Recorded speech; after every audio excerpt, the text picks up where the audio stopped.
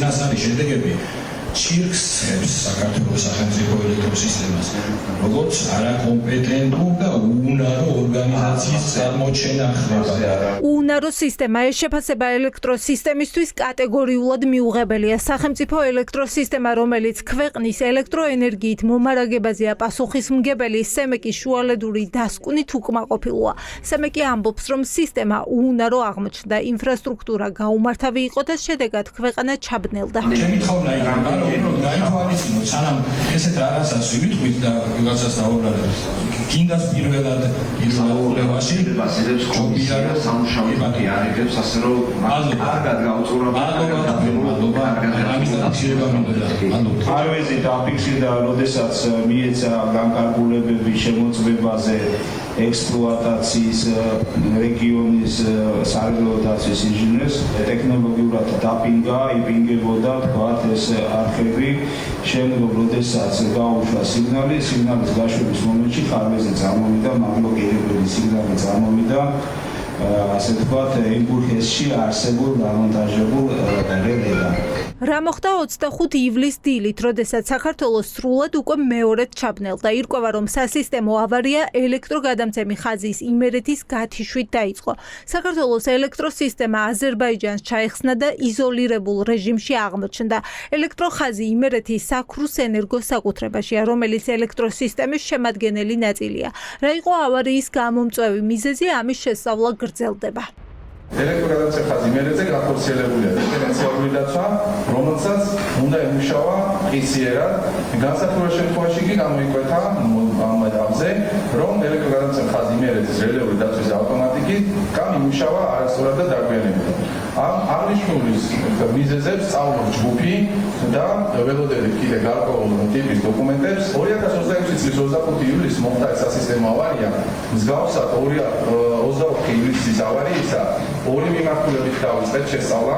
გახლავთ საქართველოს და აზერბაიჯანს შორის კავშირის დაკარგვის ნაწილი და მეორე გახლავთ ენერგოსისტემის იზოლირებულ რეჟიმში მუშაობის ნაწილი. იმერეთის ხაზზე დაცვის სისტემამ ვერ იმუშავა. გათიშვის შემდეგ ხარვეზები დაფიქსირდა ენგურჰესზე. სიხშირისა და ძაბვის არასწორ რეგულირებას უკვე საერთო გათიშვა მოჰყვა.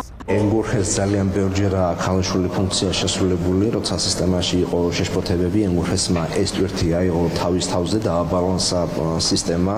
სწორედ ამიტომ არის ენგურჰესი რეგულირებელი სადგური. ჩვენ ენგურჰესისნაირი მეორე სადგური გქონოდა, ენგურჰესზე არსებული, ესე თქვათ, შესაძლო ხარვეზის შემთხვევაში მეორე დაგვიცავდა ამ ყველაფრისგან.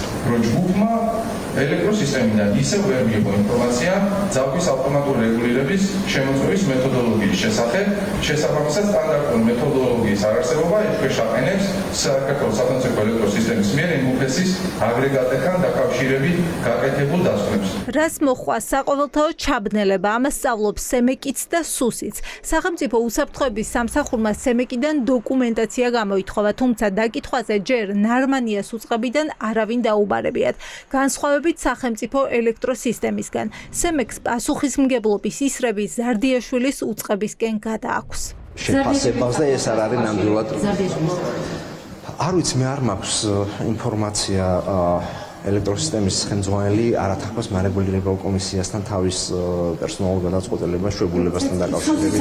აბსეიდან თუ იყო თქვენთან კომუნიკაცია და სუში თუ დაგიბარეს თქვენ ან რომელიმე თქვენი თანამშრომელი კვლევის ავტორები გამოკითხა. ჩვენ თანამშრომლობთ სახელმწიფო უსაფრთხოების სამსახურთან აღნიშნული კვლევის ფარგლებში გვაქვს ინფორმაციის ურთიერთგაცვლა. გამოკითხვაზე იყავით თუ არა? თქვენ თანამშრომლები. წავიდა ვანო ზარდიაშვილი. ამაზე პასუხი თანამშრომლებს ისევ არ აქვთ. არ უნახავთ არც ახალი ხელმძღვანელი, ვინც დირექტორის მოვალეობას ასრულებს. დავით ვარდიაშვილი დღევანდელ სემეკის ხდომაზეც არ გამოჩენილა. სისტემამ ვერ იმუშავა გამარტებები დავაფიქსირეთ. აზრი ბოლომდე დასრულებული თქვენი. ვარდიაშვილზე მიხარით. ახლა ის მუშაობს უკვე. არ ვიცი, არ ვარ საქმის ქვეშ. თქვენ ვერ ნახეთ სამსახურში მოსული. ვანო ზარდიაშვილის ბედს გადაწყვეტს ივანიშვილი. გვეუბნებიან ის ადამიანები, ვისაც ოცნების დამფუძნებელთან უმუშავია და მის საკადრო სტილს იცნობს. ყველა თანხმდება, რომ ვანო ზარდიაშვილის კადრი ივანიშვილმა გამოიყენა, ახლა კი თუ დასჭირდება ციხეში გაუშვებს. ეს გამონათქვამი მახსენებს დათათულ შეთუთაშიაში ცნობილი სცენის რეინკარნაციას. კრაპმალო თქვა რა ლამაზად წავიდა. აი დაახლოებით ალბათ ასე უნდა შევადაროთ ჩვენ ეს წასვლა რა ლამაზად წავიდაო, მაგრამ ქართული ოცნების პირობებში ლამაზად წასვლას კი აფასებენ, მაგრამ მე რატომაც ახსენდებათ, რომ იმ წასვლამდე იყო რაღაც მოსაკითხი ერთმანეთში. ფაქტია, რომ ეხლა დადგა ეტაპი, როდესაც მდინარაძესაც იშორებს, მდინარაძის მიერ დანიშნულ კადრებსაც ეტაპობრივად და ზარდიაშვილი მდინარაძისგან განცალკევებული არ არის. ყველაზე ახლოს ალბათ აი ამ რეალობას აღწერს სიტყვა რაღაც მაფიოზური წარმონაქმნი. არავით არის ბალანსი ხა ხელისუფლების შტოებს შორის, იმ სამ შტოს შორის, რომელიც სასიცოცხლოდ მნიშვნელოვანია, რომ ქვეყანაში ადამიანის უფლებები იყოს დაცული, არ არსებობს. სამივე შტო არის ვერტიკალური მართვის ქვეშ. ვანო ზარდიაშვილი არ ჩანს ოფიციალურად ის შვებულებაშია დუმს ეკონომიკის სამინისტროც, რა საკადრო ცვლილებები გატარდება ელექტროსისტემასა და გაზის ტრანსპორტირების კომპანიაში, დეტალები გასაიდუმლოებულია.